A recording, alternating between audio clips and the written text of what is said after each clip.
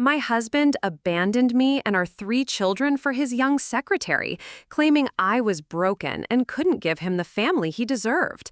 But when the DNA results finally came out, he discovered the most devastating truth imaginable. Our kids weren't even biologically his. And the baby his precious secretary was carrying, well, that wasn't his either, because it turns out he was the infertile one all along. Before we jump back in, tell us where you're tuning in from, and if this story touches you, make sure you're a subscriber, because tomorrow, I've saved something extra special for you.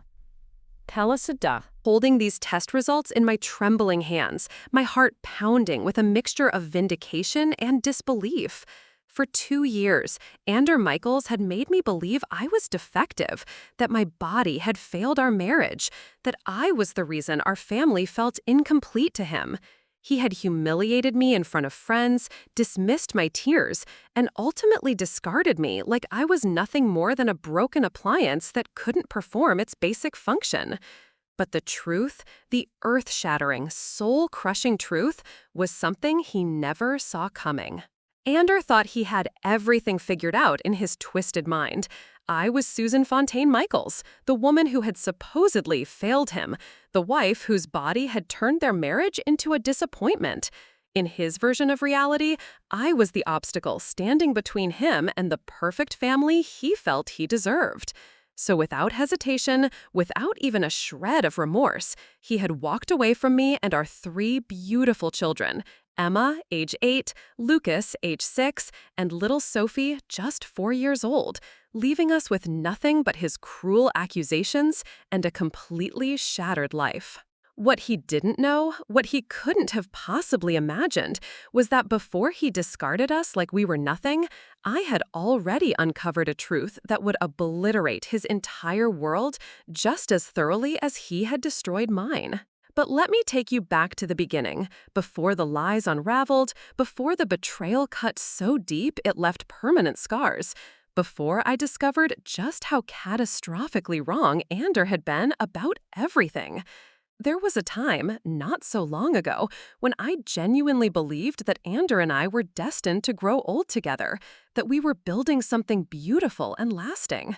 I still remember the first time I met him at that corporate conference in downtown Chicago. Ander Michaels had a presence that commanded attention, confident, articulate, successful. He was the kind of man who could walk into any room and immediately become its focal point. As a senior marketing executive at Fontaine & Associates, he carried himself with an easy assurance that made people want to be around him, a magnetic charisma that made it impossible to look away when he spoke. I had fallen for him completely and without reservation. Our love story had begun like something straight out of a romantic movie. The courtship had been intense and passionate, filled with surprise weekend getaways, handwritten letters, and promises whispered during long walks through Lincoln Park. When he proposed on the pier at Navy Pier, with the Chicago skyline glittering behind us and Lake Michigan stretching endlessly into the horizon, I had been absolutely certain that Ander was the man I would spend the rest of my life loving. The wedding had been everything I had ever dreamed of, elegant, intimate, held at the Botanical Gardens in Glencoe, with our closest family and friends surrounding us. I can still picture the way the late afternoon sunlight filtered through the glass conservatory, casting everything in a warm, golden glow. Ander had looked so handsome in his charcoal gray suit, and when he'd taken my hands during our vows, his voice had been steady and full of conviction as he promised to love and cherish me through whatever life might bring. For the first year of our marriage, it truly felt like we were living in that fairy tale. We were completely wrapped up in each other's worlds, spending our evenings curled up on the overstuffed sectional in our Lincoln Square apartment, talking about our dreams, our future, the family we wanted to build together. Ander would trace patterns on my hand during our weekend morning coffee rituals, stealing glances at me over his newspaper as if I was the most fascinating thing he'd ever encountered. We had been genuinely, deeply happy.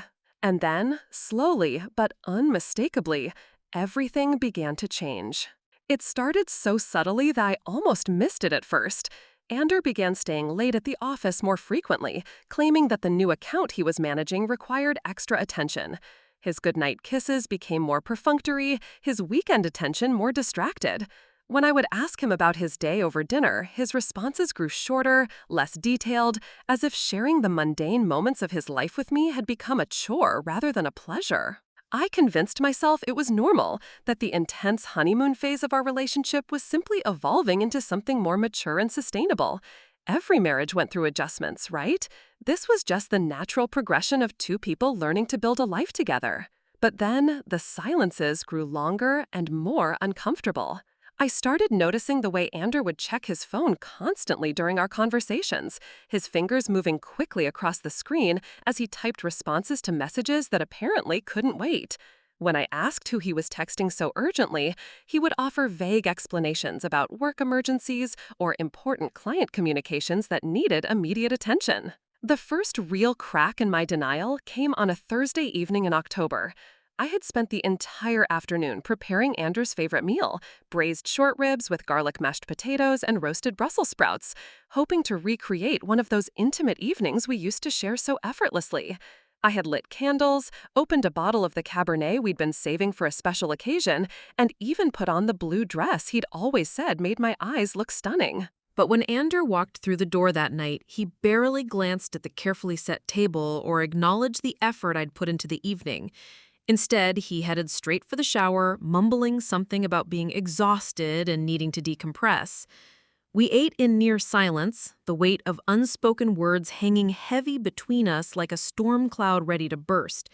Every attempt I made at conversation was met with distracted nods or monosyllabic responses. It was as if the man I'd married had been replaced by a stranger who looked exactly like him but felt nothing for me whatsoever. "Is everything okay?" I finally asked, my voice barely above a whisper as I watched him push food around his plate without really eating. He looked up briefly, and for just a moment I caught something in his expression. Guilt, maybe? Or frustration? But then he shook his head and returned his attention to his phone. "Yeah, just work stuff, you know how it is." But I didn't know how it was because this wasn't the man who used to tell me about every detail of his day, who used to seek my advice on difficult decisions, who used to make me feel like his most trusted confidant and closest friend. That was the night I realized that somewhere along the way, I had started losing my husband and I had no idea how to get him back. That night marked the beginning of what I would later recognize as the systematic destruction of our marriage. Though at the time, I was still desperately clinging to hope that whatever was happening between us could be fixed. Over the following weeks, Anders' behavior became even more erratic and distant. He started coming home later and later, sometimes not until well after midnight. When I would wait up for him, concerned about where he'd been, he would brush past me with barely a glance, claiming he'd been stuck in marathon client meetings or dealing with urgent project deadlines that couldn't wait until morning. But something about his explanations never quite added up. The cologne he wore had always been the same woody, masculine scent I'd bought him for our first anniversary. But now I caught traces of something different, something lighter, more floral, distinctly feminine. When I mentioned it, he laughed it off, saying one of his female colleagues had been wearing particularly strong perfume during their late meeting. His clothes told a similar story of inconsistencies. Ander had always been meticulous about his appearance, but now his shirts sometimes came home with small stains I couldn't identify, or wrinkled in ways that suggested they'd been hastily put back on. Once I found a long blonde hair on his jacket sleeve, much longer and lighter than my own auburn waves. But when I pointed it out, he claimed it must have come from the elevator or the dry cleaner. I wanted to believe him. God, how desperately I wanted to believe that there was an innocent explanation for all of these small, nagging details that were slowly eating away at my peace of mind. The real breaking point came when I discovered I was pregnant with Sophie. I had been so excited to surprise Ander with the news. After Emma and Lucas, we had talked about having a third child, and I thought this baby would be exactly what our marriage needed, a fresh start, a new source of joy to bring us back together. I planned an elaborate surprise, cooking his favorite dinner and presenting him with a small wrapped box containing a pair of tiny baby booties and the positive test results. Instead of the joy and excitement I had expected, Anders' face went completely pale. Preparing and narrating this story took us a lot of time, so if you are enjoying it, subscribe to our channel. It means a lot to us. Now back to the story. He stared at the test for what felt like an eternity, his jaw working as if he was trying to process something incredibly difficult. He asked finally, his voice strangely flat, "Are you sure?" "Of course I'm sure," I replied, confused by his reaction. "I took 3 tests. We're having another baby, Ander. Isn't this wonderful?" But instead of sweeping me into his arms the way he had when I told him about Emma and Lucas, Anders set the test down on the counter and ran his hands through his hair, a gesture I'd learned to recognize as a sign of his frustration or stress. I wasn't expecting this right now," he said carefully. "With everything going on at work, the timing isn't ideal." His response felt like a physical blow. This wasn't the man who used to tell me about every detail of his day, who used to seek my advice on difficult decisions, who used to make me feel like his most trusted confidant and closest friend. That was the night I realized that somewhere along the way, I had started losing my husband and I had no idea how to get him back. That night marked the beginning of what I would later recognize as the systematic destruction of our marriage. Though at the time, I was still desperately clinging to hope that whatever was happening between us could be fixed. Over the following weeks, Anders' behavior became even more erratic and distant. He started coming home later and later, sometimes not until well after midnight. When I would wait up for him, concerned about where he'd been, he would brush past me with barely a glance, claiming he'd been stuck in marathon client meetings or dealing with urgent project deadlines that couldn't wait until morning. But something about his explanations never quite added up. The cologne he wore had always been the same woody, masculine scent I'd bought him for our first anniversary. But now I caught traces of something different, something lighter, more floral, distinctly feminine. When I mentioned it, he laughed it off, saying one of his female colleagues had been wearing particularly strong perfume during their late meeting. His clothes told a similar story of inconsistencies. Ander had always been meticulous about his appearance, but now his shirts sometimes came home with small stains I couldn't identify, or wrinkled in ways that suggested they'd been hastily put back on. Once I found a long blonde hair on his jacket sleeve, much longer and lighter than my own auburn waves, but when I pointed it out, he claimed it must have come from the elevator or the dry cleaner. I wanted to believe him. God, how desperately I wanted to believe that there was an innocent explanation for all of these small, nagging details that were slowly eating away at my peace of mind. The real breaking point came when I discovered I was pregnant with Sophie. I had been so excited to surprise Ander with the news. After Emma and Lucas, we had talked about having a 3rd child, and I thought this baby would be exactly what our marriage needed, a fresh start, a new source of joy to bring us back together. I planned an elaborate surprise, cooking his favorite dinner and presenting him with a small wrapped box containing a pair of tiny baby booties and the positive test results. Instead of the joy and excitement I had expected, Anders' face went completely pale. He stared at the test for what felt like an eternity, his jaw working as if he was trying to process something incredibly difficult. He asked finally, his voice strangely flat, "Are you sure?" "Of course I'm sure," I replied, confused by his reaction. "I took 3 tests. We're having another baby, Ander. Isn't this wonderful?" But instead of sweeping me into his arms the way he had when I told him about Emma and Lucas, Anders set the test down on the counter and ran his hands through his hair, a gesture I'd learned to recognize as a sign of his frustration or stress. I wasn't expecting this right now," he said carefully. "With everything going on at work, the timing isn't ideal." I was too nauseated and exhausted to argue with her, but her words stung deeply. When I mentioned the comment to Ander later that evening, hoping for some support or reassurance, he simply shrugged and said his mother was just worried about my health. As my pregnancy progressed, Edie's visits became more frequent and her observations more cruel. Ander deserves a house full of children, she would say while watching me struggle to keep up with Emma and Lucas while dealing with 3rd trimester exhaustion. A strong family line is so important for a successful man. I do hope this pregnancy goes better than your others seem to. The implication was clear. I was somehow failing at the most basic function expected of a wife, and my inability to make pregnancy look effortless was a source of disappointment for everyone around me. But the worst part wasn't Edie's constant criticism. It was the way Ander never defended me, never told his mother that her comments were inappropriate or hurtful. Instead, he would sit silently during her visits, occasionally nodding along with her observations as if he agreed with her assessment of my inadequacies. When Sophie was born, I thought things might change. She was perfect, a beautiful, healthy baby with Anders' dark eyes and my stubborn chin.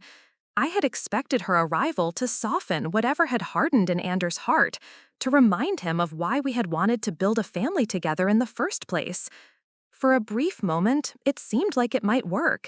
Ander held Sophie in the hospital with something that looked like wonder in his eyes, and when the nurses commented on how much she resembled him, I saw a flash of the pride and joy that had been missing for so long.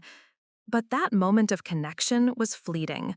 Within weeks of bringing Sophie home, Ander seemed to retreat even further into himself. He showed little interest in the middle-of-the-night feedings, the diaper changes, or any of the countless small tasks that come with caring for a newborn. When Sophie would cry, he would leave the room rather than try to comfort her, claiming that babies preferred their mothers anyway. It was around this time that Anders' work schedule became even more demanding, or at least that's what he claimed. He started taking business trips that seemed to come up at the last minute, disappearing for days at a time, with vague explanations about client presentations or team-building retreats that required his immediate attention. "I'm sorry, Susan," he would say, already packing his suitcase while I stood in our bedroom doorway holding a crying Sophie. "The Peterson account needs extra attention, and Mark thinks I'm the only one who can handle the client relationship properly."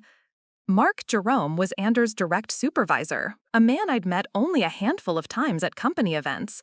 Whenever I suggested that perhaps some of these urgent trips could be handled by other team members, Ander would get defensive, claiming I didn't understand the pressures of his job or the competitive nature of his industry. But what I did understand was that I was essentially raising 3 children alone, while my husband lived what appeared to be a completely separate life. The breaking point came during what should have been our happiest family moment. It was Lucas's 6th birthday, and I had spent weeks planning an elaborate celebration at our house. I had decorated the backyard with superhero themes, arranged for a bounce house, and invited all of his little friends from school. Emma had helped me make homemade Batman cupcakes, and even baby Sophie seemed to sense the excitement, cooing and smiling more than usual. Ander had promised to be there. He had specifically cleared his calendar and assured me that nothing would interfere with Lucas's special day. But as the party time approached and the first guests began arriving, Ander was nowhere to be found. His phone went straight to voicemail, and my texts remained unanswered. I found myself making excuses to the other parents, explaining that Daddy was running late from an important meeting but would be there soon. Lucas kept asking where his father was, his little face falling each time another friend's dad arrived while his own remained mysteriously absent. I watched my son's excitement slowly transform into disappointment, and something inside me began to crack.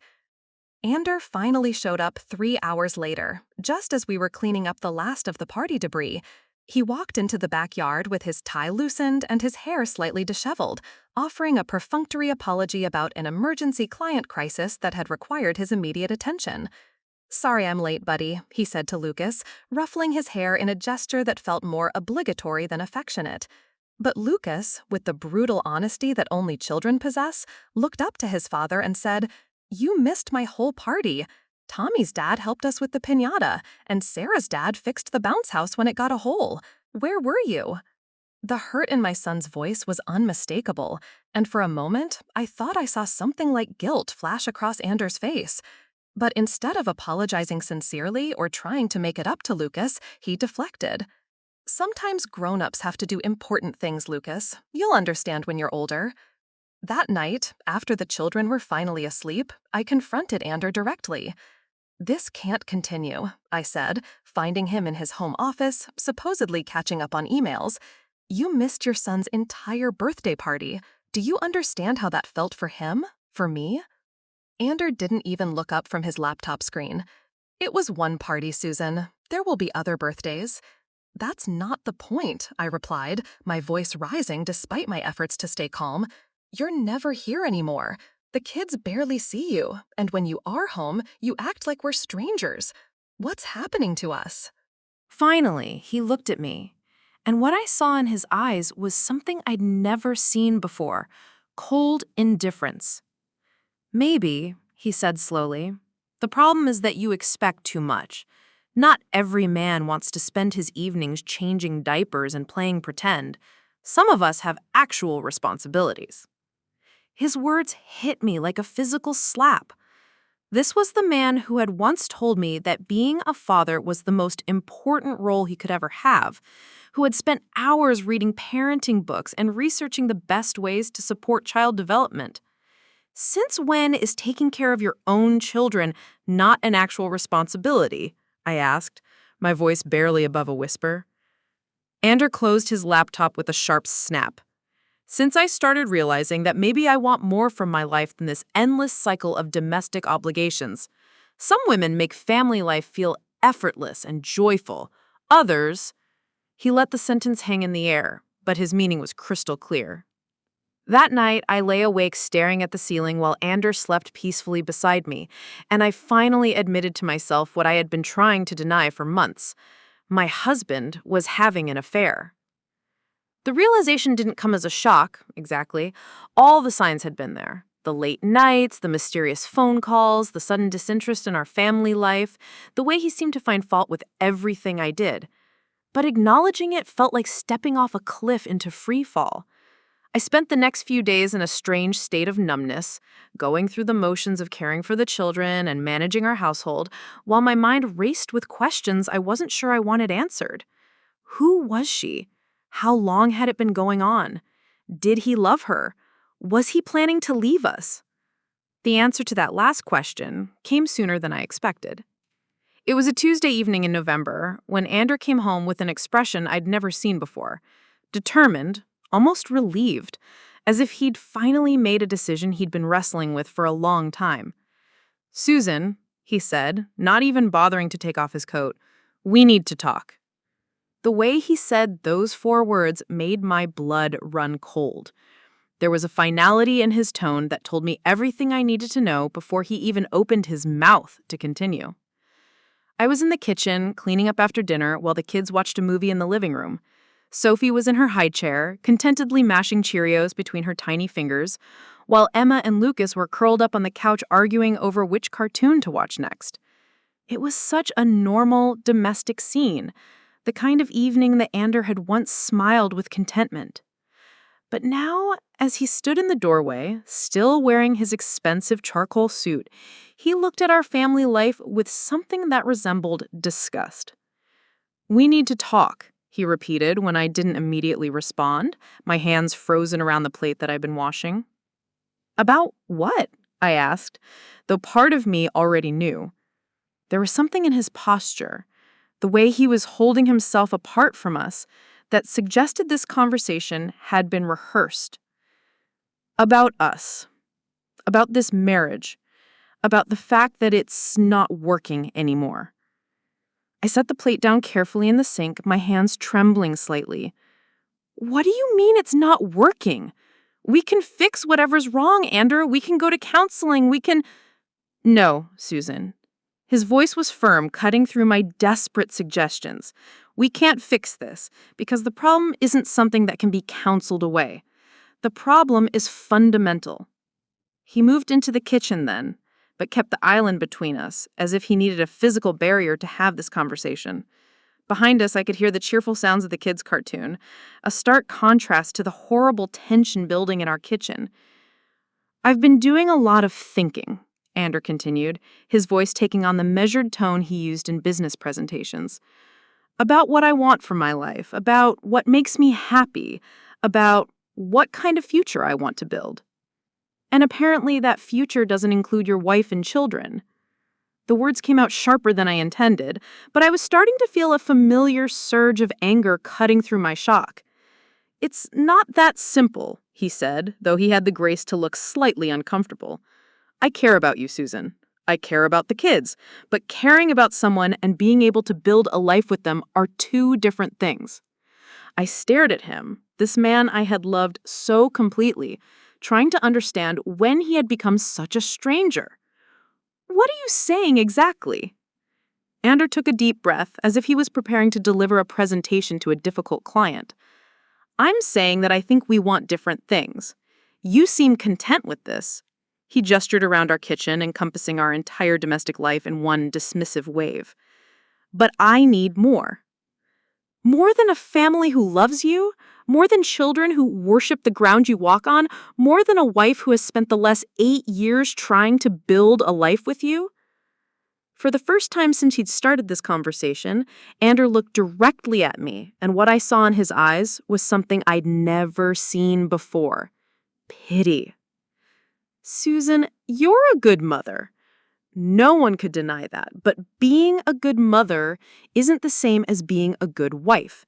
And honestly, I don't think you're capable of being the kind of partner I need. The words hit me like a physical blow. What kind of partner do you need, Ander?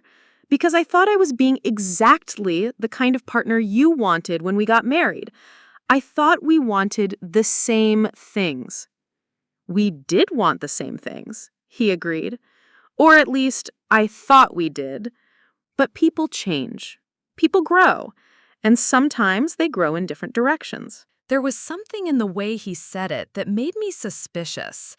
This wasn't just about growing apart or wanting different things. This was about someone specific. "Who is she?" I asked quietly. Anders' face went very still. "Who is who?" "Don't insult my intelligence," I said, my voice gaining strength.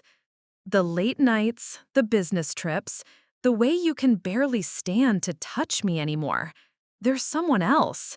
Who is she?" For a moment, I thought he might deny it, but then something shifted in his expression, and I realized he was almost relieved to have it out in the open. "Her name is Bree," he said simply. "Bree Sanders. She's my assistant." Of course. The young, blonde secretary I'd met briefly at company Christmas parties. The one who always seemed to have urgent documents that needed Anders' immediate attention, who dressed impeccably and spoke with the kind of polished confidence that made her seem older than her 25 years. "How long?" I asked. 6 months, he answered without hesitation, as if he'd been prepared for this question. 6 months, which meant it had started right around the time Sophie was born, right when I had been at my most vulnerable, recovering from childbirth and trying to manage 3 children under the age of 8. "And you think she's the kind of partner you need?" I asked, surprised by how calm my voice sounded. "Yes," Anders said, and for the first time during this entire conversation, his voice softened slightly. "She understands my ambitions, my career goals. She supports my dreams instead of constantly pulling me back into domestic obligations." "Domestic obligations," I repeated slowly. "You mean like taking care of your children?" "I mean like having a wife who expects me to be home for every birthday party and family dinner, who wants to discuss diaper brands and preschool applications instead of my professional achievements, who seems content to live in this suburban bubble forever." The cruelty in his words was breathtaking. This was the life we had chosen together, the dreams we had built side by side. And now he was describing it as if it had been some kind of trap I had set for him. "So what happens now?" I asked. "I want a divorce," he said simply. "I'll be fair about support and custody arrangements, of course, but I can't pretend anymore that this marriage is something it isn't." That night, I lay awake, staring at the ceiling, while Anders slept in the guest room, his words echoing in my mind like a poison that had been slowly released into my bloodstream. The house felt different somehow, as if the very foundation had shifted beneath us, and I knew that nothing would ever be the same again. But what haunted me most wasn't just the revelation of his affair, or even his casual cruelty in describing our family as domestic obligations. It was something else he had said, something that had lodged itself in my chest like a splinter I couldn't quite reach. She understands my ambitions, my career goals. She supports my dreams instead of constantly pulling me back. The implication was clear. I had been holding him back. I had been the anchor dragging down his soaring aspirations. And somewhere in that accusation was another, more subtle message that our children, our family, the life we had built together was somehow insufficient for a man of his caliber. Over the next few days, Ander moved through our house like a ghost, present but not really there. He slept in the guest room, claiming he needed space to think, though I suspected he was spending most of his evenings texting his precious Bree. He was polite but distant with the children, treating them with the kind of careful courtesy you might show to acquaintances' kids rather than your own flesh and blood. Emma, at 8 years old, was old enough to sense that something was terribly wrong. She became clingy and anxious, following me around the house and asking repeatedly if Daddy was sick or angry about something she had done. Lucas, always sensitive to emotional undercurrents, started having nightmares and wetting the bed again after months of being dry through the night. And Sophie, though too young to understand the tension, seemed to pick up on the atmosphere, becoming fussier and harder to comfort. Watching my children suffer because of Anders' emotional abandonment sparked something fierce and protective in me. Whatever was happening between us, they didn't deserve to be casualties of his midlife crisis. It was during this awful liminal period, when we were technically still married but already living like strangers, that I made a discovery that would change everything. I was going through some old photo albums, trying to find pictures for Emma's school project about family history, when I came across our wedding album. As I flipped through the pages, looking at images of what had seemed like the happiest day of my life, I found myself studying Anders' face in the photographs. He looked so young, so genuinely happy. In one picture, he was laughing at something my father had said during the reception, his head thrown back with pure joy. In another, he was gazing at me during our first dance, with an expression of such tender love that it made my chest ache to see it now. Had I imagined that happiness? Had it all been an act, even then? That's when I noticed something that made me pause. In several of the photos, particularly the ones taken during the ceremony itself, Ander looked slightly uncomfortable. Not nervous, that would have been normal for a groom, but there was something in his expression that seemed almost strained. Curious now, I pulled out the albums from our early years of marriage, studying them with new eyes. There were photos from our honeymoon in Italy, from the baby shower before Emma was born, from Lucas's first birthday. And in many of them, while I looked radiantly happy, Anders' smiles seemed forced, his eyes distant. How had I never noticed this before? Then I found the photo that stopped me cold. It was from Emma's first birthday party, taken in the backyard of our old apartment. Emma was sitting in her high chair, chocolate cake smeared across her face, while Ander stood behind her with his hands on her shoulders. I was next to them, beaming with maternal pride. But as I looked at the photo now, really looked at it, I noticed something that made my blood run cold. Ander wasn't looking at Emma with the expression of a proud father. He was looking at her with something that seemed almost like confusion, as if he was trying to figure out why he was supposed to feel connected to this little person. And suddenly, with a clarity that was both terrifying and liberating, I realized what had been nagging at me all these years. Ander had never really bonded with the children. Not just since his affair started, but from the very beginning. I had attributed his initial awkwardness to new father nerves, his gradual withdrawal to work stress and the natural challenges of parenthood. But looking at these photos now, I could see a pattern. I had been too in love, too hopeful, too desperate to believe in our family to notice before. He had been going through the motions of fatherhood without ever truly feeling it, which raised a question that made my hands tremble as I held the photo. Why? That night, after the children were finally asleep, I confronted this realization head-on. I called my sister Julie, the only person I trusted enough to voice the terrible suspicion that was growing in my mind. "I think there might be something wrong with our family picture," I told her, my voice barely above a whisper as I paced around my bedroom. "Something I never let myself see before." "What do you mean?" Julie asked, and I could hear the concern in her voice. "I mean, I think maybe Anders' distance from the kids isn't just about his affair. I think maybe there's a reason he never really bonded with them the way other fathers do." There was a long pause before Julie spoke again. "Susan, what are you thinking?" I took a deep breath, hardly believing I was about to say the words out loud. "I'm thinking maybe it's time I found out if the children are actually his." The silence that followed was deafening. Finally, Julie spoke, her voice carefully controlled.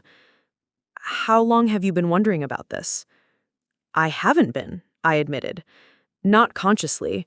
But now that I'm really thinking about it, looking back at everything, Julie, he's never acted like their father. Not really. And I need to know why." The decision to get the DNA tests felt both terrifying and inevitable, like stepping off a cliff I couldn't see the bottom of. But once the thought had taken root in my mind, I couldn't shake it. Too many things suddenly made sense. Anders' emotional distance, his lack of natural paternal instincts, the way he sometimes looked at the children as if they were strangers he was obligated to care for. I spent 3 sleepless nights researching discrete DNA testing services, reading about collection methods and accuracy rates. Every rational part of my brain told me I was being paranoid, that grief and betrayal were making me imagine connections that didn't exist. But my gut, the same instinct that had been screaming at me for months that something was fundamentally wrong, wouldn't let me dismiss this possibility. The hardest part was collecting the samples without the children knowing. I felt like a criminal, carefully gathering hair from their brushes, swabbing the inside of their juice cups when they weren't looking. Each small act of deception felt like a betrayal of their innocent trust. But I had to know the truth. Anders' sample was easier to obtain. His electric razor collected enough material, and after 8 years of marriage, I knew his routines well enough to gather what I needed without raising suspicion. He was so wrapped up in his new romance anyway that he barely noticed my presence in our shared spaces. I sent the samples to 3 different testing companies, wanting to be absolutely certain of the results. The waiting period felt endless. 2 weeks that stretched like years while I went through the motions of normal life, caring for the children, managing household tasks, all while this enormous question mark hung over everything I thought I knew about my family. When the first results arrived via email, I was sitting in my car in the parking lot of Sophie's daycare. The children were all at their respective schools and activities, and I had finally worked up the courage to open the message that would either confirm my worst fears or prove that stress and heartbreak had made me imagine the impossible.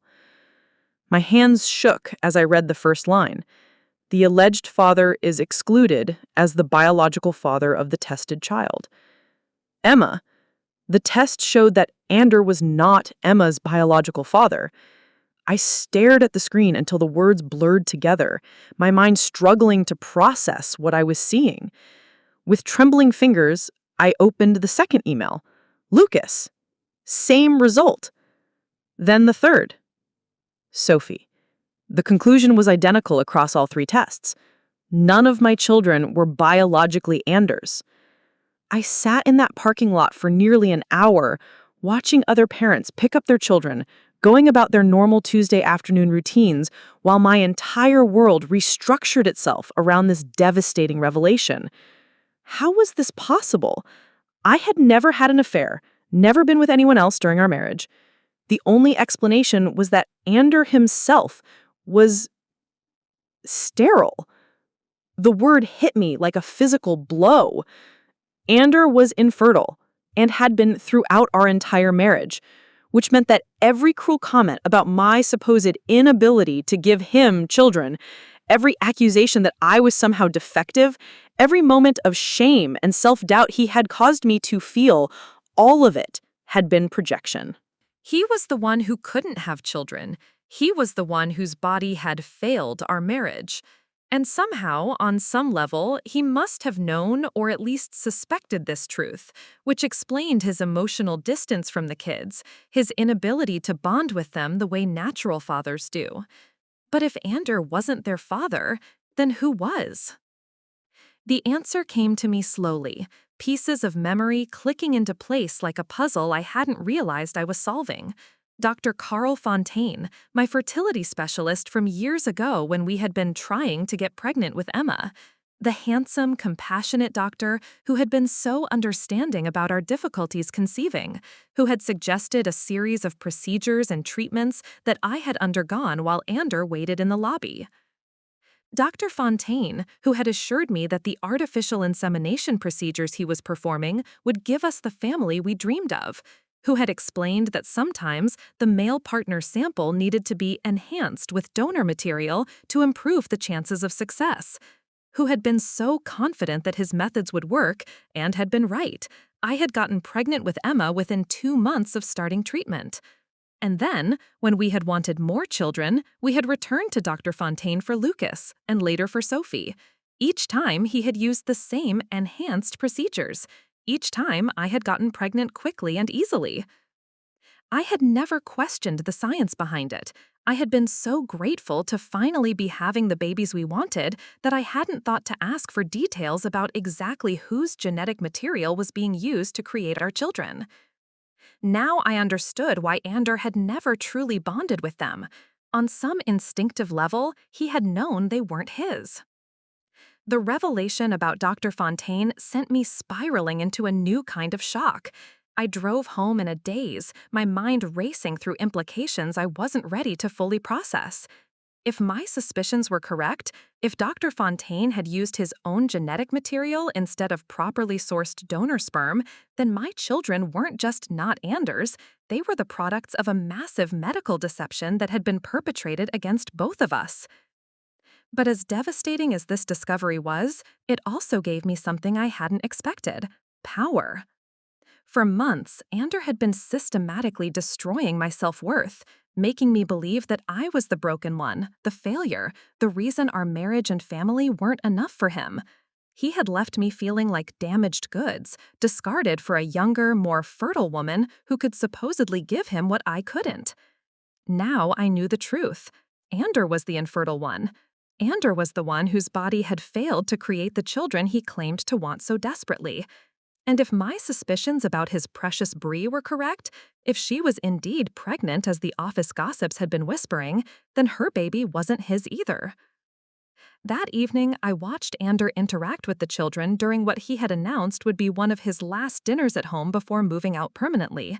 He was going through the motions of being a father, asking Emma about her school project and helping Lucas cut his chicken, but there was no warmth in it, no genuine connection. It was all performance, the kind of obligatory attention you might pay to your friend's children during a dinner party. Now I understood why. These weren't his children, and on some level, he had always known it. The question was, did he know it consciously, or had it been just an unconscious awareness that had prevented him from truly bonding with them?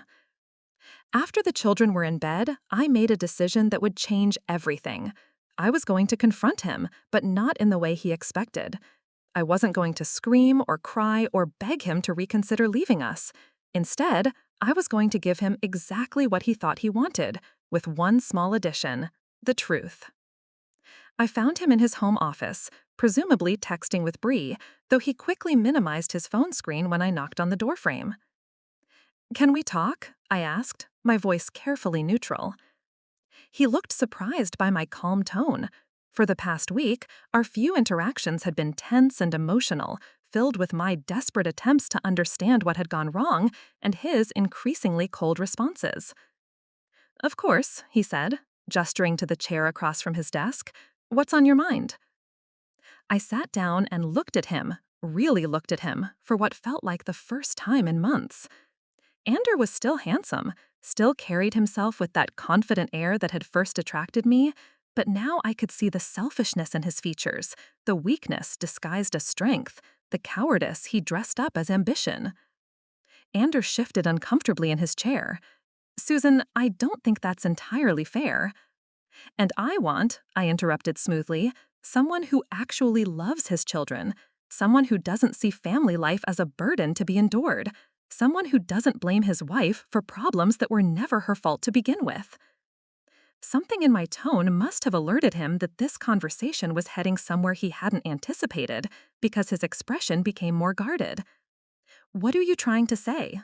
I reached into my purse and pulled out the envelope I had been carrying around for 3 days, ever since I had printed out all the DNA test results and Dr. Fontaine's old medical records that I had requested from his former clinic. I'm saying that before you leave us for your fertile young secretary, there's something you should probably know about the children you're so eager to abandon. I placed the envelope on his desk, my hands steady despite the way my heart was pounding. "Go ahead," I said quietly. "Open it." Ander stared at the envelope as if it might contain a bomb. "What is this?" "It's the truth," I replied. "The truth about our family. The truth about you. The truth about everything you've blamed me for all these years." With trembling fingers, he opened the envelope and pulled out the first document, Emma's DNA test results. I watched his face as he read, saw the exact moment when understanding dawned, followed immediately by horror. The color drained from Ander's face as he stared at the DNA results, his hands trembling as he flipped through page after page of scientific evidence that shattered everything he thought he knew about our family. Lucas's results, Sophie's results, all showing the same devastating conclusion. He was not his biological father. This can't be right," he whispered, his voice barely audible. "There has to be some mistake." "There's no mistake," I said calmly, watching as his world collapsed in real time. "I had the tests run by 3 different companies. The results are conclusive." He looked up at me then, his eyes wild with confusion and something that looked almost like panic. "But how is this possible? We never..." "No, I never had an affair," I confirmed, my voice steady and clear. But apparently neither of us ever bothered to question what was actually happening during those fertility treatments with Dr. Fontaine. I reached across the desk and pulled out another set of documents, the medical records I had obtained from Dr. Fontaine's former clinic after threatening legal action. It seems our good doctor had some very unconventional ideas about how to help couples conceive. Instead of using properly screened donor sperm like he told us he was doing, he was using his own genetic material. There are at least 12 other families who discovered the same thing we just did. Ander's hands were shaking so violently now that he could barely hold the papers. "You're telling me that our children, that Emma and Lucas and Sophie, are Dr. Fontaine's biological children?" "Yes." "Which means that for 8 years, you've been raising another man's kids while convinced that I was the one with fertility problems." The irony wasn't lost on either of us. All those cruel comments about my supposed inability to give him children, all the shame and self-doubt he had heaped on me, all the times his mother had suggested I wasn't woman enough to provide him with a proper family, and it turned out he was the one who was infertile. "But the treatments," he stammered. "Dr. Fontaine said, he told us that my sample was just being enhanced." "He lied," I said simply, "to both of us. But the difference is, I loved those children regardless of whose genetic material created them. You, apparently, could never quite bond with them, and now we both know why." He set the papers down and buried his face in his hands. For a long moment, the only sound in the room was his ragged breathing. When he finally looked up, his expression was a mixture of devastation and something that looked almost like relief. "I always wondered," he admitted quietly. "I never said anything because I thought maybe it was just, maybe I wasn't cut out to be a father. But I never felt what other men described feeling when they looked at their children. I thought there was something wrong with me."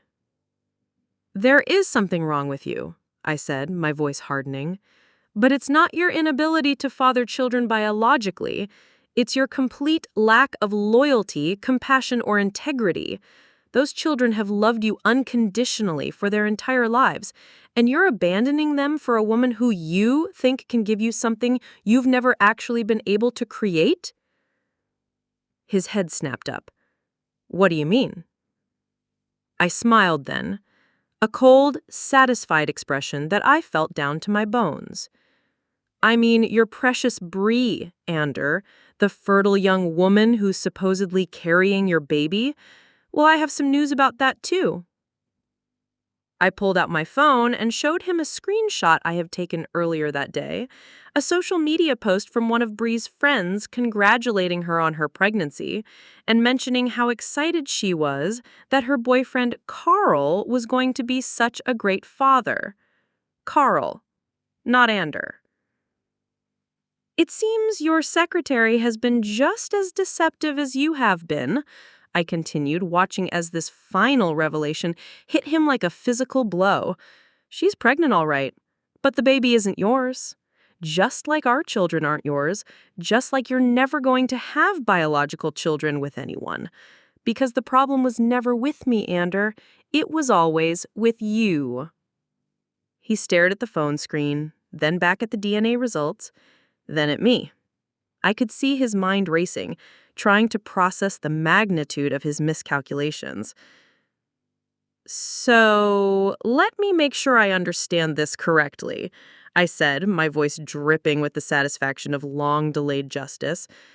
"You're leaving a woman who gave you 3 beautiful children who adore you, even though they're not biologically yours, for a woman who's pregnant with another man's child, believing that she can give you the biological children that you are physically incapable of creating?" The silence that followed was deafening. Ander looked like a man who had just realized he had burned down his house while standing inside it. "Susan, I didn't know. If I had known—" "If you had known what?" I interrupted. "That you were infertile? That would have changed how you treated your family? That would have made you a better father, a better husband?" I stood up, gathering the documents that had just destroyed his entire worldview. "The truth is, Ander, biology never mattered. What mattered was love, loyalty, and commitment, and you failed at all 3. The next few days passed in a surreal haze. Ander didn't move out as planned. Instead, he wandered around our house like a ghost, shell-shocked and hollow-eyed, trying to process the complete destruction of everything he thought he knew about his life. He kept staring at the children during meals, studying their faces as if seeing them for the first time, which, in many ways, he was. I felt no sympathy for him. After months of his emotional cruelty, after watching him systematically destroy our children's sense of security while blaming me for problems that were entirely his creation, I found his suffering deeply satisfying. Justice, it seemed, had a way of serving itself when you were patient enough to let it unfold. But what I hadn't anticipated was how quickly word would spread. It started when Ander failed to show up for an important client presentation, something that was completely unlike his usual professional behavior. Mark Jerome called the house looking for him, concerned because Ander wasn't answering his phone and had missed several crucial meetings. "He's dealing with some personal issues," I told Mark, keeping my voice carefully neutral. "Family matters that require his immediate attention." But Ander's absence from work stretched into a second day, then a third. And in a company as small and gossip-prone as Fontaine and Associates, people started asking questions.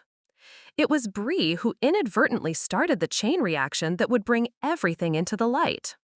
Panicked by Anders' sudden unavailability and apparently feeling guilty about their affair, she made the mistake of confiding in her friend Edie from Human Resources. Yes, the same Edie who happened to be Anders' mother. Small companies have a way of creating these uncomfortable coincidences. According to the version that eventually made its way back to me, Bree had gone to Edie in tears, worried that Ander was having second thoughts about leaving his family for her. She wanted to know if there was anything she could do to support him through this difficult transition. Edie, who had never been particularly bright but had always been fiercely protective of her son, apparently saw this as an opportunity to play matchmaker and ensure that Ander made the right choice. She started making subtle inquiries around the office about Anders' situation, trying to gauge whether his colleagues thought he would be happier with a woman who better understood his professional aspirations. What she didn't expect was for people to start asking pointed questions about the timing of Bree's pregnancy and Anders' sudden emotional crisis. The truth came out during what was supposed to be a routine staff meeting. Mark had called everyone together to discuss Anders' unexplained absence and how to redistribute his client responsibilities. Someone mentioned that Bree had also been out sick for several days, and another colleague made an innocent comment about hoping it wasn't morning sickness affecting her work performance. That's when Carl Asher, the company's IT director and Bree's actual boyfriend, made a comment that stopped the entire meeting cold. Morning sickness shouldn't be affecting her work, he said with obvious pride. She's been handling the pregnancy really well. We're both excited about becoming parents. The silence that followed was deafening. Several people looked confused, while others began putting pieces together with expressions of dawning horror. Edie, realizing that something had gone terribly wrong with her matchmaking efforts, tried to smooth things over. "Oh, I think there might be some confusion about who the father is." But Carl wasn't confused at all. "What do you mean? I'm the father. Bree and I have been trying to get pregnant for 6 months. This baby is definitely ours." Within hours, the entire office knew that Ander had been having an affair with a woman who was pregnant with another man's child, while simultaneously abandoning his own family under the belief that his secretary could give him the children his wife supposedly couldn't. Mark called me that evening. "Susan," he said, his voice carefully professional but tinged with something that sounded like sympathy, "I think you should know that there's been some developments at the office regarding Anders' situation." "What kind of developments?" I asked, though I was already smiling.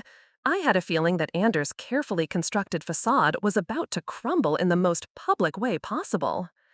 "Well, it seems that the young woman he's been involved with is pregnant with someone else's child, and apparently this has been common knowledge among her friends for some time. Ander apparently was the only one who didn't know." I let out a long, satisfied sigh. How unfortunate for him. "Susan," Mark continued, his voice becoming more personal, "I've known Ander for 5 years, and I've always respected him as a colleague. But what he's done to you and those children, it's unconscionable. If there's anything you need, anything at all, please don't hesitate to ask." "Actually," I said, an idea forming in my mind, "there is something you could help me with. I think it's time Anders' colleagues understood exactly what kind of man they've been working with." The next morning, I did something I had never done in our entire marriage. I showed up at Anders' office unannounced. I walked through the gleaming lobby of Fontaine and Associates, carrying a leather portfolio and wearing my best navy suit, the one I had bought for our anniversary dinner 2 years ago, when I still believed we had something worth celebrating. The receptionist, a young woman named Claire, who had always been friendly during company events, looked surprised to see me. "Mrs. Michaels, how nice to see you. Are you here to surprise Ander? He's been out for a few days, but I think he's supposed to be back today." "Actually," I said with a smile that felt sharp around the edges, "I'm here to see Mark Jerome. He's expecting me." The elevator ride to the executive floor felt like ascending to a battlefield where I finally held the winning hand. For so long, this building had represented everything that Ander valued more than our family: his precious career, his professional ambitions, the world where he felt important and respected. Now it was going to become the stage for his complete humiliation. Mark's office was spacious and modern, with floor-to-ceiling windows that offered a stunning view of the Chicago skyline. He stood up when I entered, his expression a mixture of professional courtesy and genuine concern. "Susan, thank you for coming. Please, have a seat." I settled into the chair across from his desk and opened my portfolio, pulling out carefully organized copies of the DNA results, Dr. Fontaine's medical records, and several other documents I had compiled over the past few days. "Mark," I began, "I want to be completely transparent with you about what's been happening with Ander, because I believe his recent behavior and poor judgment reflect poorly not just on him, but on this entire company." Mark leaned forward, his attention focused. "I'm listening." "My husband has been telling people, including, I suspect, some of his colleagues here, that he's leaving me because I'm unable to have children. He's painted himself as a man trapped in a marriage with a defective wife, forced to seek happiness elsewhere with a woman who can supposedly give him the family he deserves." I slid the first set of documents across the desk. These are DNA test results proving that our 3 children are not biologically his, not because I had an affair, but because Ander is completely infertile and has been throughout our entire marriage. Mark's eyebrows rose as he scanned the results. "This is quite unexpected." "It gets worse," I continued, sliding across the medical records. "The children were conceived through fertility treatments, where our doctor used his own genetic material without our knowledge or consent. Ander and I were both victims of medical fraud. But while I loved and raised these children regardless of their biological origins, Ander's unconscious knowledge of the truth prevented him from ever truly bonding with them." I paused, watching Mark process this information. Now, instead of dealing with his own fertility issues honestly, he's chosen to abandon 3 children who love him desperately for a secretary who is pregnant with another man's child. Mark's expression darkened. "Are you saying that Bree Sanders' pregnancy is definitely not Anders?" "Yes. She's been in a committed relationship with Carl Asher for over a year. The timing of her pregnancy coincides perfectly with their relationship timeline, not with her affair with my husband." I pulled out my phone and showed him the social media posts I had screenshotted, photos of Bree and Carl together, her announcement about their pregnancy, his excited comments about becoming a father. "So let me make sure I understand this," Mark said slowly. "Ander has destroyed his family, abandoned his responsibilities, and compromised his professional reputation for a woman who was never actually available to him, believing she could give him children that he is physically incapable of fathering." "Exactly, and he's done all of this while telling anyone who would listen that I was the problem." Mark was quiet for a long moment, studying the documents spread across his desk. Finally, he looked up at me with an expression of disgust that wasn't directed at me. "Susan, I have to ask, what do you want from this conversation? What outcome are you looking for?" I had been hoping he would ask that question. I want Anders' colleagues to understand what kind of man they've been working with. I want them to know that when he inevitably returns to work with some sob story about his personal life falling apart, the reality is that he destroyed everything good in his life through his own selfishness and stupidity. I leaned forward slightly, and I want everyone to know that when his secretary's pregnancy becomes impossible to hide, and when it becomes obvious that the baby doesn't belong to him, he'll have no one to blame but himself for believing he could trade his family for a fantasy. Mark nodded slowly. "I think that's more than fair. In fact, I think the entire leadership team should be aware of this situation, especially given how it might affect workplace dynamics going forward." "I was hoping you'd say that," I replied, feeling satisfaction bloom in my chest. "Because there's one more thing you should know. Ander is supposed to be back in the office today, and I have a feeling he's going to try to control the narrative about what's happening in his personal life. I thought you might want to be prepared with the actual facts." Just then, Claire's voice came over the intercom. "Mr. Jerome, Ander Michaels is here to see you. He says it's urgent." Mark and I exchanged a look that was part conspiracy, part anticipation. "Send him in," Mark said into the intercom, then turned to me. "Are you prepared for this?"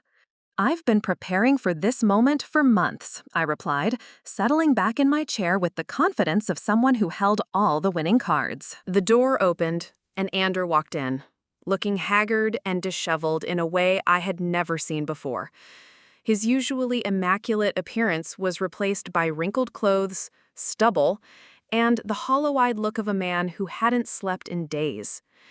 When he saw me sitting there, he stopped dead in his tracks. "Susan, what are you doing here?" "Having a conversation with your boss about your recent performance issues," I said calmly. "Please sit down.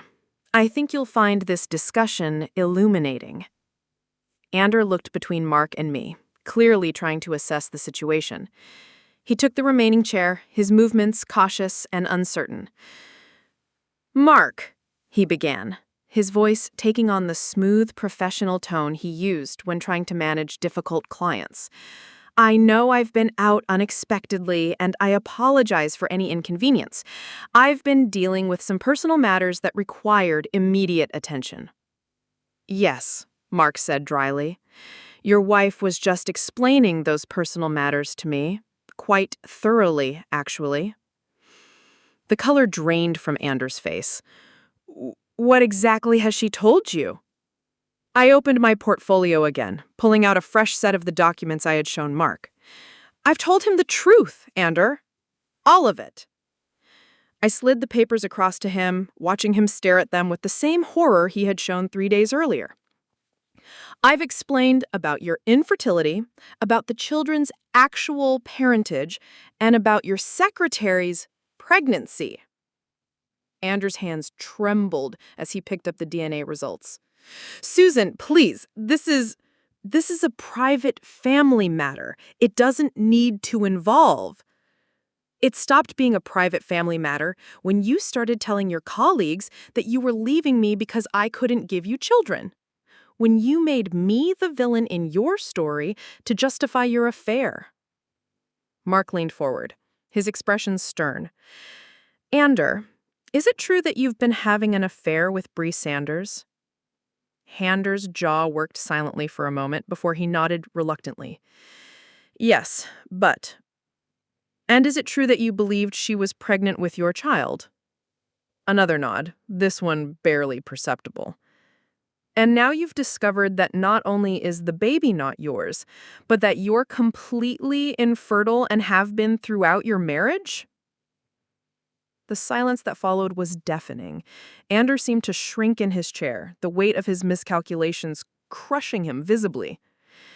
Mark continued, his voice taking on the cold professional tone reserved for serious disciplinary conversations. "Let me see if I understand the situation correctly. You've abandoned your family based on a fundamental misunderstanding of your own biology. You've been conducting an affair with a subordinate employee, creating a hostile work environment. And you've been spreading false information about your wife's fertility issues to justify your actions." I didn't know any of this. If you had known that you were infertile, you would have been a better father to children who loved you regardless of genetics. If you had known that Bree was using you as a distraction from her real relationship, you would have appreciated the family you actually had. Ander looked at me with something that might have been desperation. "Susan, please. I made mistakes, terrible mistakes, but we can work through this. "No," I said firmly, "we can't. Because this isn't about mistakes, Ander. This is about character. This is about the fact that when you thought I was the problem, you discarded me without hesitation. When you thought Bree could give you something better, you abandoned 3 children who called you daddy." I stood up, gathering my documents. "The difference between us is that I loved our children regardless of their biology. You couldn't love them even when you thought they were yours." Mark cleared his throat. "Ander, I think it's best if you take some extended time off to sort out your personal situation. The company will be conducting a review of your conduct, particularly regarding your relationship with Miss Sanders." "Mark, please."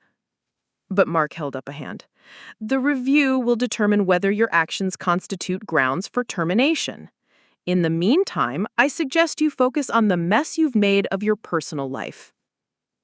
I walked toward the door, then paused and turned back to Ander one final time. Oh, and Ander, when Bree's baby is born, and it's obvious that Carl is the father, when your mother realizes that her precious son destroyed his family for absolutely nothing, when everyone in your professional and social circles understands exactly what kind of man you really are, remember that you did this to yourself. The last thing I saw before the door closed was Ander burying his face in his hands, finally understanding the magnitude of what he had lost.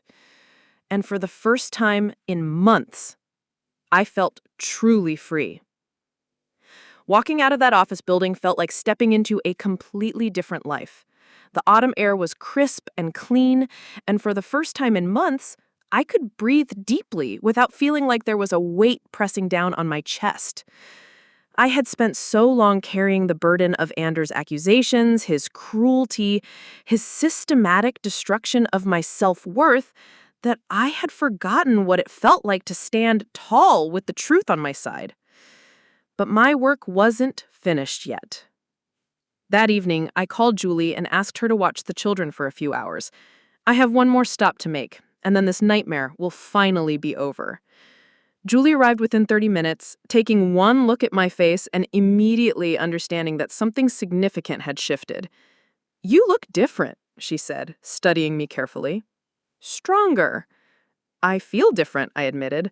"I feel like myself again." My destination was Edie's house, Ander's mother, the woman who had spent months undermining my confidence and making cruel comments about my supposed fertility issues.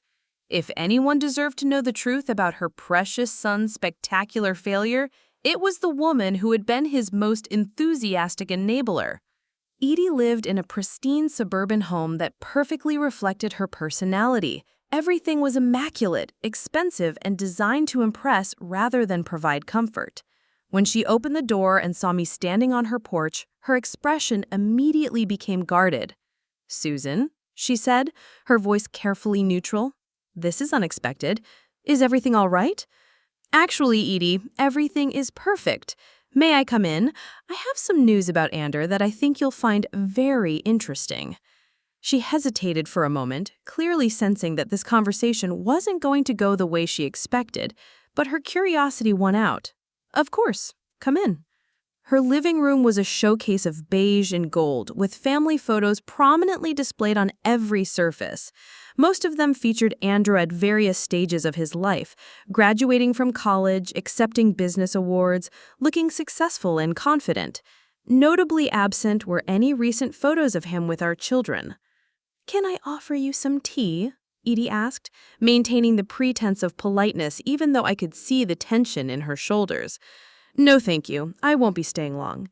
I just wanted to share some information with you before you hear it from someone else." I sat down on her pristine sofa and pulled out my phone, opening it to the photos I had taken of the DNA test results. "Edie, you've spent a lot of time over the past few months making comments about my supposed inability to give Ander children. You've suggested that I'm somehow defective, that a real woman would be able to provide him with the family he deserves." Her chin lifted slightly, a defensive gesture I recognized from years of interaction. "I was simply expressing concern for my son's happiness." "Well, I have some wonderful news for you. It turns out that I'm perfectly fertile. Always have been. The problem was never with me." I handed her my phone, watching as she read the DNA results with growing confusion and alarm. "I don't understand," she said slowly. "What are these?" "Those are DNA test results proving that Emma, Lucas, and Sophie are not biologically Anders, which means that your son, the man you've been defending and enabling, is completely infertile and has been throughout our entire marriage." The phone slipped from her hands, clattering onto her glass coffee table. "That's impossible. There must be some mistake." "There's no mistake. I had the tests run by 3 different companies to be absolutely certain.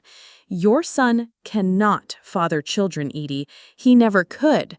And instead of dealing with that reality honestly, he chose to blame me, humiliate me, and ultimately abandoned his family for a woman who was pregnant with another man's baby.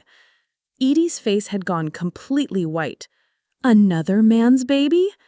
Oh yes, I said, settling back into the cushions with satisfaction.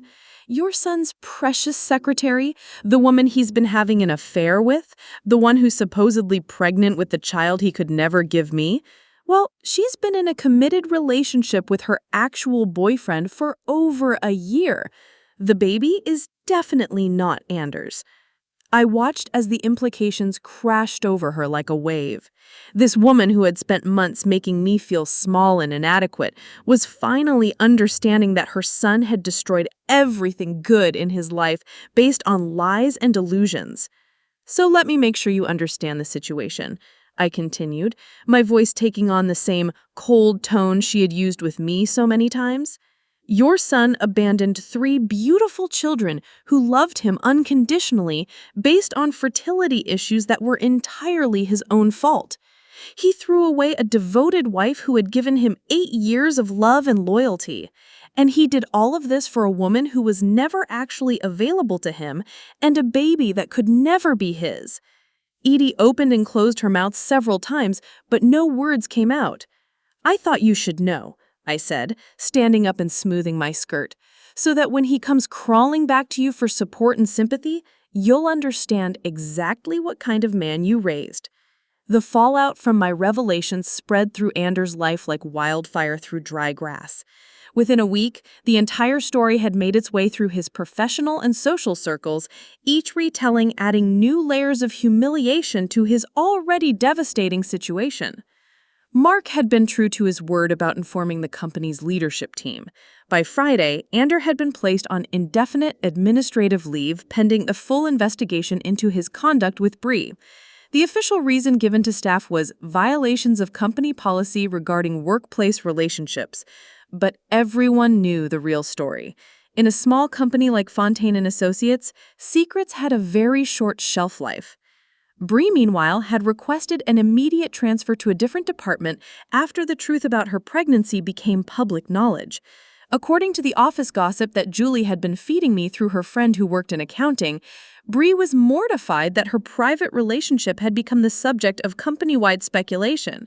She had apparently never intended for her flirtation with Ander to become anything serious, certainly never expected him to leave his family for her.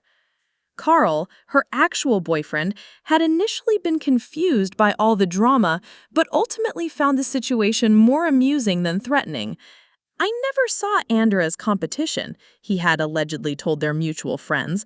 Bree and I have been planning this baby for months. I'm not sure what delusion he was living in. But it was Edie's reaction that provided me with the most satisfaction. 3 days after my visit to her house, she showed up at my door unannounced, looking haggard and years older than she had just a week earlier. When I opened the door, I could see that she had been crying, her usually perfect makeup smudged and her carefully styled hair disheveled. "I need to see him," she said without preamble. "Ander, is he here?" "He's upstairs," I replied, making no move to invite her in. "But I'm not sure he wants to see anyone right now."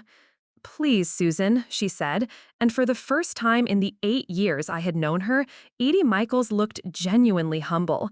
"I need to talk to him, and to you." Against my better judgment, I stepped aside and let her enter. She followed me into the living room, where the children were playing with their toys, blissfully unaware of the adult drama swirling around them. When they saw their grandmother, they ran to greet her with the uncomplicated affection that children show even to adults who don't deserve it. Watching Edie hug Emma, Lucas, and Sophie while knowing what I now knew about their parentage was surreal. These children had never been her biological grandchildren, but they had loved her anyway, had spent years trying to win her approval and affection. "I'll get Ander," I said, leaving her with the children while I went upstairs. I found him in what had once been our bedroom, staring out the window with the hollow expression that had become his default since learning the truth.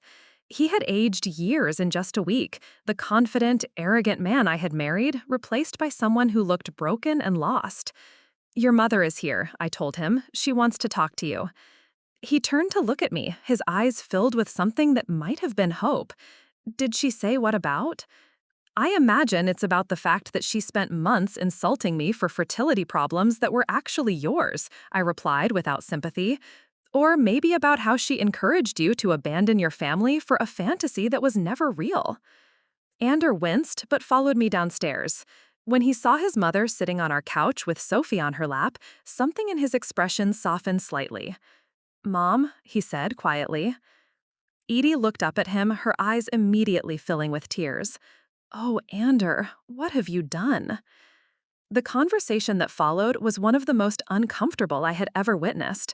Edie, who had always been Ander's most devoted supporter, systematically dismantled every excuse he tried to offer for his behavior. She pointed out that even if the children weren't biologically his, they had loved him as their father. She reminded him that I had been a devoted wife who had never given him any reason to doubt my loyalty. And most devastatingly, she forced him to confront the fact that his affair with Bree had been based on nothing more than his own ego and midlife crisis. "You threw away everything real for something that was never there," she told him, her voice thick with disappointment.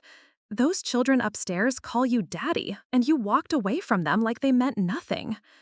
"I didn't know," Ander kept repeating, as if his ignorance somehow excused his choices. "I didn't know they weren't mine. I didn't know I was infertile. I didn't know Bree was with someone else." "You didn't know because you didn't want to know," Edie replied sharply. "You wanted someone to blame for your own unhappiness, so you blamed Susan. You wanted to believe that leaving your family would make you feel young and important again, so you convinced yourself that Bree could give you something Susan couldn't." I stood in the doorway listening to this conversation, feeling vindicated in a way I hadn't expected. For years, Edie had been my harshest critic, and now she was finally seeing her son clearly. When Edie finally left that evening, she paused at the front door and turned to me with an expression I had never seen on her face before: genuine remorse. "Susan," she said, her voice barely above a whisper, "I owe you an apology that I can never adequately express. The things I said to you, the way I treated you, I was so wrong." I stood there, holding the door open, watching this woman who had made my life miserable for months, finally confronting the reality of her son's character. "I convinced myself that Ander could do no wrong," she continued, tears streaming down her cheeks. "I wanted so desperately to believe that any problems in your marriage had to be your fault, because the alternative was admitting that I had raised a man who could abandon his family without a second thought." "Edie," I said quietly, "your apology doesn't change what happened. It doesn't undo the months of cruelty, the way you made me question my own worth." "I know," she replied, nodding through her tears. "I know it doesn't. But I need you to know that those children in there are the best thing that ever happened to this family, regardless of whose DNA they carry. And you've been a better mother to them than Ander has been a father." After she left, I found Ander still sitting in the living room, staring at his hands as if they held answers to questions he was afraid to ask. "Even my own mother thinks I'm a failure," he said without looking up. "Your mother thinks you made catastrophic choices," I corrected. "There's a difference." He was quiet for a long moment before speaking again. "Susan, is there any chance, any possibility that we could try to work through this?" The question didn't surprise me, but my reaction to it did. A month ago, if Ander had asked me to forgive him, I might have been tempted to try. The woman who had spent 8 years believing that love meant enduring everything, forgiving everything, might have seen his brokenness as an opportunity for redemption. But I wasn't that woman anymore.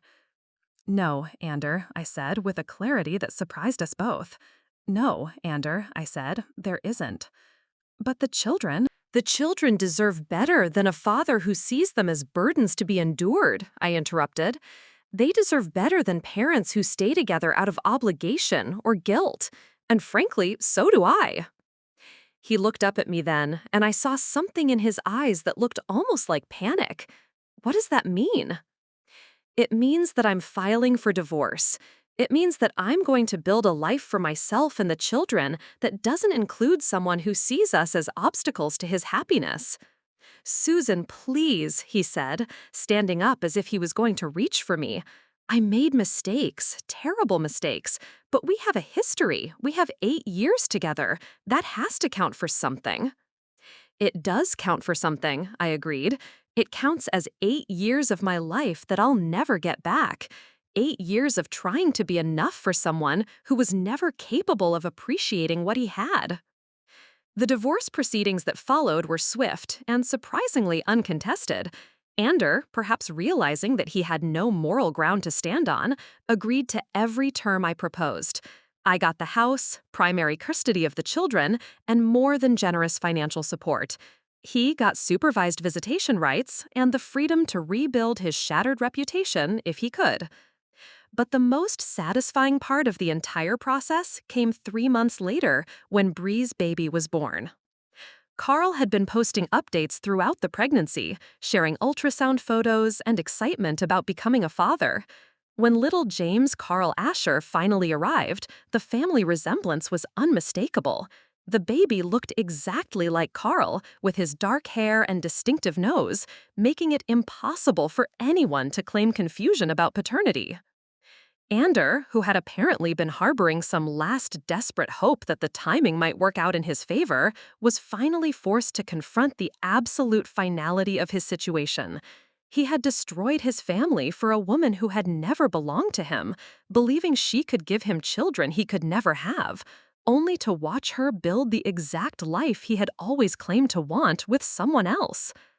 The irony was so complete, so perfectly devastating, that I almost felt sorry for him. But what surprised me most was how quickly life moved forward without him. The children, who I had worried would be traumatized by their father's absence, seemed to adapt with remarkable resilience. Emma threw herself into her studies with renewed focus. Lucas discovered a talent for drawing and spent hours creating elaborate superhero comics. Sophie, too young to fully understand what had happened, simply accepted that Daddy didn't live with us anymore, but still came to visit sometimes. And me? For the first time in years, I remembered what it felt like to wake up without the weight of someone else's disappointment pressing down on my chest. I started taking evening classes at the community college, something I had always wanted to do, but had never found time for when I was trying to manage Anders' needs and expectations. I reconnected with friends I had lost touch with during my marriage.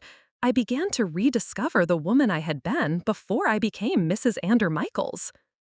6 months after the divorce was finalized, I received an unexpected phone call that would change everything once again. It was from Dr. Sarah Chen, a genetics counselor at Northwestern Memorial Hospital. "Mrs. Fontaine," she said, I had legally returned to my maiden name, "I'm calling because you were listed as one of the affected families in the Carl Fontaine fertility fraud case.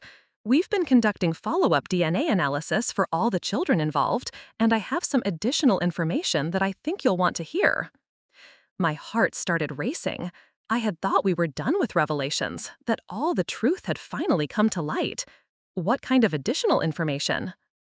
"Could you come in for an appointment? This is the kind of conversation that's better had in person." 2 days later, I sat in Dr. Chen's office while Emma, Lucas, and Sophie played in the children's area down the hall. The genetic counselor was a kind woman in her 40s with gentle eyes and the sort of calm demeanor that suggested she was used to delivering life-changing news. "Susan," she began, consulting the file in front of her, "the DNA analysis we've been conducting on all of Dr. Fontaine's cases has revealed some patterns that we weren't expecting." She pulled out several charts and genetic profiles that meant nothing to her but seemed significant to her. It appears that Dr. Fontaine wasn't just using his own genetic material randomly. He was actually making deliberate choices based on genetic compatibility and health factors. In essence, he was conducting his own unauthorized genetic engineering experiment. I felt a chill run down my spine. What does that mean for my children? It means that Emma, Lucas, and Sophie weren't just conceived through fertility fraud. They were specifically designed to be exceptional. Dr. Fontaine chose his genetic contribution based on your own genetic profile to optimize for intelligence, health, and overall health outcomes. Dr. Chen leaned forward, her expression growing more serious. "Your children are part of a group of approximately 15 kids who all show remarkably similar genetic advantages. They're likely to be significantly above average in terms of cognitive ability, disease resistance, and overall health outcomes." The room felt like it was spinning. Are you telling me that my children are some kind of genetic experiment? In a way, yes. But Susan, I want to be clear. They're not artificial or unnatural in any way. They're still completely human, still completely your children. Dr. Fontaine essentially gave them the genetic equivalent of winning the lottery. I thought about Emma's remarkable academic performance, how she had always seemed to grasp concepts that other children her age struggled with. I thought about Lucas's artistic abilities and his unusually mature emotional intelligence. Even Sophie, at 4 years old, was already showing signs of being exceptionally bright and healthy. There's something else, Dr. Chen continued. We've been in contact with all the affected families, and several of them have expressed interest in forming a support group. These children are going to face unique challenges as they grow up, and their parents are going to need specialized guidance. She handed me a folder containing contact information and research materials. I know this is a lot to process, but I wanted you to have all the information available to you. As I drove home that afternoon, my mind was reeling with the implications of what I had learned. My children weren't just the products of fertility fraud. They were the result of a deliberate attempt to create genetically superior humans. It was both horrifying and strangely vindicating. Ander had abandoned these extraordinary children because he couldn't bond with them, never knowing that they represented everything he had always claimed to want, exceptional offspring who would excel at whatever they chose to pursue. That evening, I called Julie to share the news. "So let me get this straight," she said, after I had explained everything Dr. Chen had told me. "Ander left you and the kids because he thought you couldn't give him children, only to discover that the children you did give him are essentially genetic prodigies?" "That's exactly right," I confirmed, unable to keep the satisfaction out of my voice. "Susan," Julie said, and I could hear the awe in her voice, "do you realize how completely this vindicates everything you've been through? Ander didn't just throw away a family, he threw away 3 children who are going to change the world." Over the following weeks, I reached out to the other families Dr. Chen had mentioned. We formed a support network that quickly became one of the most important parts of my new life. These parents understood the unique challenges we faced, how to handle children who are academically years ahead of their peers, how to manage the ethical questions surrounding their conception, how to help them navigate a world that might not always understand their abilities. But more than that, connecting with these families gave me a sense of purpose I had never experienced before.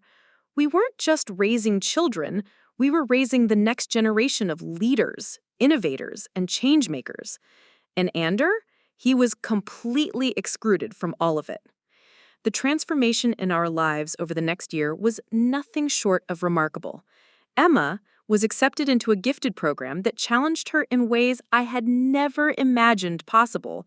At 9 years old, she was reading at a high school level and had developed a fascination with molecular biology that left her teachers scrambling to find appropriate materials for her. Lucas, now 7, had his artwork featured in a local gallery's children's exhibition, with several pieces selling to collectors who were amazed by the emotional depth and technical skill of someone so young. Even Sophie, at 5 years old, was already reading chapter books and had taught herself basic piano by watching YouTube videos. Watching them flourish gave me a sense of pride and purpose that made all the pain of the past year feel worthwhile. These weren't just my children.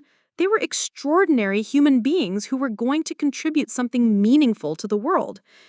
It was during this period of growth and discovery that I met Daniel Harrison. He was the father of one of the other Dr. Fontaine children, a brilliant 8-year-old named Maya, who had become fast friends with Emma through our support group activities. Daniel was a widower, having lost his wife to cancer when Maya was just 3 years old. Like me, he was navigating the challenges of single parenthood while trying to understand the implications of his child's exceptional abilities. Our first real conversation happened during a group picnic at Millennium Park. While the children played together, displaying the kind of sophisticated games and conversations that never failed to amaze the adults watching them, Daniel and I found ourselves sitting on a bench talking about everything except our unusual circumstances. It's strange, he said, watching Maya and Emma collaborate on an elaborate chalk drawing that appeared to be a detailed map of an imaginary world complete with economic systems and political structures. Sometimes I watch her and I can't believe she's only 8. Other times, she's just a little girl who wants me to check under her bed for monsters. I know exactly what you mean. Lucas created a comic book series last month with storylines that rival anything I've seen from professional writers, but he still cries if he thinks I might leave him at daycare too long. He laughed, a warm sound that made something inside my chest flutter in a way I hadn't experienced in years. Maya asked me last week if I was lonely. Not sad, specifically lonely. When I told her sometimes I was, she suggested that perhaps I should find another adult who understood our unique family situation. 8 years old and already playing matchmaker? Apparently, she's been discussing it with the kids. They've decided that several of the single parents in our group would be compatible based on their observations of our interactions.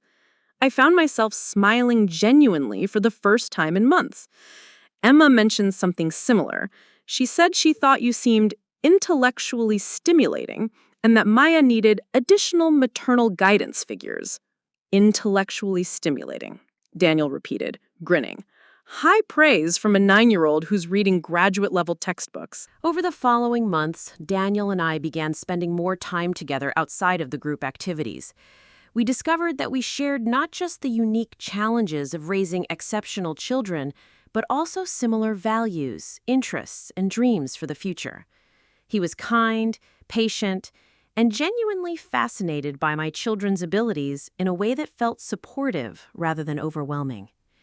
More importantly, he understood the journey I had been on. He knew what it was like to have your entire worldview shattered and rebuilt. He understood the complexity of loving children who were simultaneously yours completely and the product of circumstances beyond your control. Our relationship developed slowly, carefully, with both of us conscious of the need to protect our children from any additional upheaval. But when Daniel finally kissed me on a quiet evening after the kids had fallen asleep during a movie night, it felt like coming home to a version of myself I had forgotten existed. The children, with their characteristic directness, were thrilled by this development. Finally, Emma said when we told them we were officially dating. Maya and I have been waiting for you two to figure this out for months. We did some research on attachment theory and family dynamics, Lucas added matter-of-factly. All the data suggested you would be compatible. Even Sophie nodded approvingly. Daniel makes good pancakes and Maya shares her toys. This is a logical development. It was around this time that Ander made his final attempt at re-entering our lives. He had been largely absent since the divorce, showing up sporadically for his scheduled visitation days, but never really engaging with the children in any meaningful way. His career had never recovered from the scandal, and according to mutual acquaintances, he had been drifting from job to job, unable to rebuild the professional reputation he had once valued so highly. But when he learned about the children's exceptional abilities, news that had spread through our former social circle as their achievements became more public, something changed in his approach. He called me on a Tuesday evening, his voice carrying a tone I hadn't heard since the early days of our marriage, genuine excitement. Susan, I've been hearing incredible things about the kids. Emma's acceptance into the advanced program, Lucas's art exhibition. I had no idea they were so gifted. Where are you going with this, Ander? I asked, already dreading the direction of the conversation. I've been thinking, Ander continued, and I could hear the familiar note of self-serving calculation creeping into his voice. Maybe I was too hasty about the divorce. Maybe we gave up on our family too quickly. I almost laughed at the audacity. You think you were too hasty? You abandoned us, Ander. You left 3 children who loved you because you thought I was defective. But that was before I knew, before I understood what incredible children we have. Susan, do you realize what this means? Emma could be the next Marie Curie. Lucas could be the next Picasso. Sophie could be anything she wants to be. We, I repeated slowly. You keep saying we and our children, but you walked away from them, remember? You told me they were domestic obligations that were holding you back from your real ambitions. I was wrong, he admitted, but even his apology sounded calculated. I was going through a difficult time, making poor decisions, but now I see clearly. These children need their father. They need stability, a complete family unit. What they need, I said, my voice growing colder, is people in their lives who love them unconditionally, not someone who only shows interest when they prove their worth through achievements. Ander was quiet for a moment, then tried a different approach. Think about their future, Susan. Think about what I could provide for them now that I understand their potential. The best schools, the best opportunities, connections that could open doors. Stop, I interrupted. Just stop. You're talking about them like they're investments in your portfolio, not children who deserve love and stability. That's not fair. I'm talking about giving them every advantage. The way you gave Bree every advantage, the way you threw away your family for a fantasy that was never real. Do you have any idea what you put them through, Ander? Do you know that Lucas still asks sometimes why Daddy doesn't love us anymore? The silence that followed was telling. Ander was never good at dealing with the emotional consequences of his actions. I want to be part of their lives, he said finally. I want to make things right. You are part of their lives. You have visitation rights that you barely use. You can see them every other weekend and one evening a week. But if you think I'm going to disrupt the stability and happiness we've built so you can play father to children who are suddenly interesting to you, you're delusional. Susan, please. No, Ander. The answer is no. These children deserve better than a father who only loves them when they're useful to him. They deserve better than someone who sees them as trophies to display rather than human beings to nurture. I hung up the phone and immediately called Daniel, needing to hear a voice that represented the life I was building rather than the one I had escaped. Everything okay? He asked, instantly picking up on my distress. Ander wants back in, I said simply. What did you tell him? The truth? That he had his chance and chose to throw it away. Daniel was quiet for a moment, and I could hear Maya chattering in the background about a science project she was working on. How are you feeling about it? Angry, I admitted. Furious, actually. For 8 months, he barely acknowledged their existence. Now that he's learned they're exceptional, suddenly he wants to be Father of the Year? The kids don't know about the call? No, and I don't plan to tell them unless he actually follows through with legal action, which I doubt he will. I sank into my kitchen chair, suddenly exhausted. Daniel, what kind of person only loves their children when they prove they're worth loving?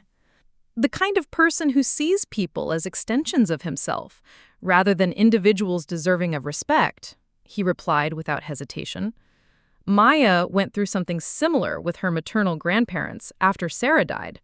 They had no interest in her until they realized how brilliant she was. Then suddenly, they wanted custody, claiming they could provide better opportunities. What did you do? I reminded them that Maya wasn't a prize to be won or a project to be managed. She was a little girl who had lost her mother and needed people who loved her for who she was, not what she could achieve. His words settled something in my chest that I hadn't realized was still unsettled. You're right. That's exactly what this is. Susan, Daniel said gently, you've built something beautiful with those kids. Don't let him make you doubt that. The next morning brought vindication in an unexpected form. Emma came downstairs for breakfast with a serious expression that I had learned meant she had been thinking deeply about something important. Mom, she said, settling into her chair with the deliberate precision she used when she had reached a conclusion about something. I need to ask you about Dad. My heart clenched. What about him, sweetheart? Lucas told me that Dad called last night. He heard you talking on the phone. He paused, choosing his words carefully. Is Dad trying to come back? I looked at my brilliant daughter, this 9-year-old who processed emotional situations with the same analytical precision she applied to her academic work, and decided she deserved honesty. He called, yes. He's been hearing about how well you and Lucas and Sophie are doing in school and with your special abilities, and he thinks maybe he made a mistake leaving us.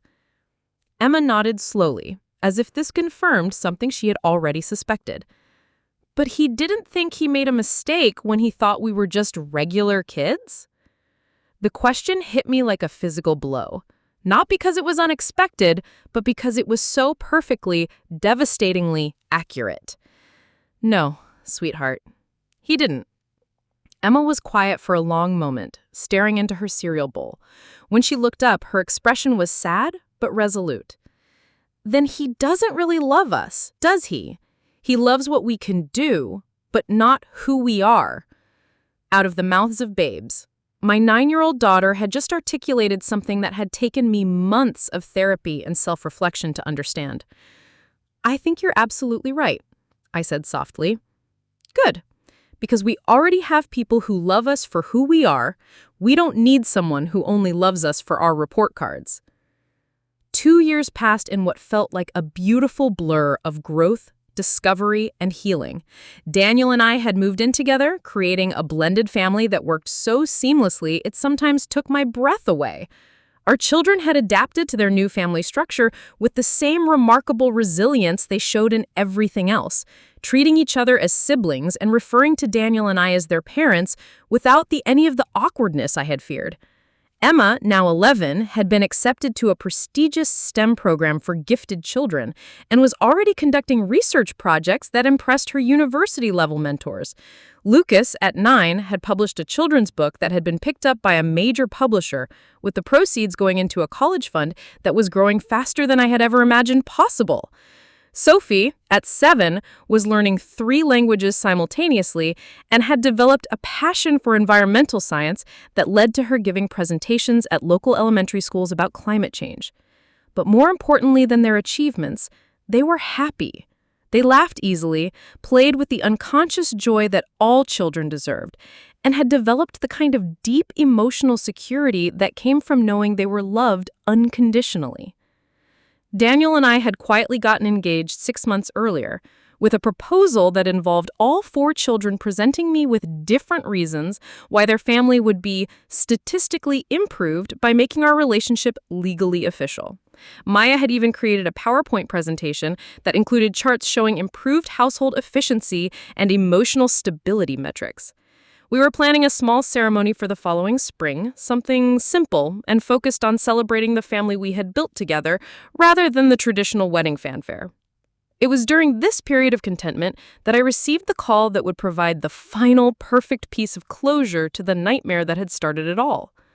The caller identified herself as Jennifer Walsh, a reporter for the Chicago Tribune who was working on a follow-up story about the Dr. Fontaine fertility fraud case. Mrs. Fontaine, I'm calling because we've been investigating the long-term outcomes for the families affected by Dr. Fontaine's actions, and your story has come up in several interviews as particularly noteworthy. Noteworthy? How? I asked, immediately wary. Well, apparently, your ex-husband has been reaching out to other affected families, claiming that he's planning to write a book about his experience as the father of genetically enhanced children. Several parents have contacted us because they're concerned about his motives. My blood ran cold. He's doing what? From what we understand, he's been presenting himself as a victim who was deceived about his children's parentage and now wants to share his journey of reconnecting with his extraordinary family. Several people mentioned that he's been implying he's back in the children's lives full-time. I felt a familiar surge of protective fury, the same emotion that had sustained me through the worst months of our divorce. Miss Walsh, I need you to understand something very clearly. Andrew Michaels abandoned his family completely. He has minimal contact with his children and absolutely no involvement in their daily lives or achievements. Would you be willing to go on record about that? I thought about Emma's question from 2 years ago, about whether her father really loved them or just loved what they could do. I thought about all the other families in our support group who were working so hard to give their exceptional children normal, stable childhoods. Yes, I said, without hesitation, I would be very willing to go on record about that. The Chicago Tribune article came out 3 weeks later with the headline, "Fertility Fraud Father Fabricates Family Reconciliation for Book Deal." Jennifer Walsh had done her research thoroughly, interviewing multiple families from our support group and documenting the timeline of Anders' abandonment versus his recent attempts to insert himself back into the narrative. The article included quotes from me, Daniel, and several other parents, all confirming that Anders had been notably absent from his children's lives until their exceptional abilities became public knowledge. Most damaging of all, it included screenshots of social media posts where Anders had been claiming credit for raising gifted children while simultaneously posting photos from expensive vacations and business trips that coincided exactly with times he was supposed to be visiting Emma, Lucas, and Sophie. The book deal evaporated within days of the article's publication. Anders' literary agent dropped him, and the small publisher who had expressed interest released a statement distancing themselves from the project. But the most satisfying consequence came from an unexpected source, Carl Asher. Carl, who had watched Anders nearly destroy his relationship with Bree during their affair, had kept screenshots of every text message and email from that period. When he learned about Anders' book proposal, he contacted the reporter and provided evidence showing that Anders had explicitly stated his intention to start fresh with a woman who could give him real children and leave the suburban family trap behind forever. The final nail in Anders' coffin was his own words, preserved in digital format, proving that his abandonment of our family had been calculated and deliberate. 6 months later, Daniel and I were married in our backyard, surrounded by our 4 brilliant children and the families from our support group who had become our chosen family. Emma served as my maid of honor, Lucas walked me down the aisle, and Sophie scattered flower petals with scientific precision. As I watched my children laugh and play with their new father, I realized that sometimes the most devastating betrayals lead to the most beautiful new beginnings. Anders had thrown away everything real for a fantasy that never existed, but in doing so, he had freed us to find something infinitely better, a family built on genuine love, acceptance, and the kind of happiness that can't be faked or manufactured. The truth, as I had learned, always wins in the end. Up next, you've got 2 more standout stories right on your screen. If this one hit the mark, you won't want to pass these up. Just click and check them out. And don't forget to subscribe and turn on the notification bell so you don't miss any upload from us.